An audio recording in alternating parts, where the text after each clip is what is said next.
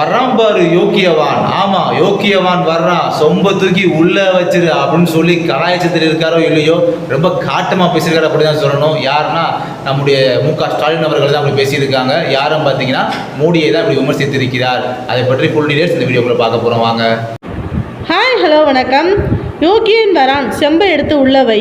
மோடியை விமர்சித்த ஸ்டாலின்.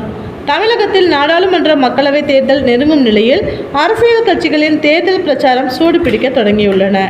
இந்த நிலையில் மோடி ஊழலை பற்றி பேசினால் யோகியன் வரான், சொம்ப எடுத்து உள்ளவை, அப்படித்தான் மக்கள் பேசுவார்கள் என முதல்வர் ஸ்டாலின் தெரிவித்துள்ளார்.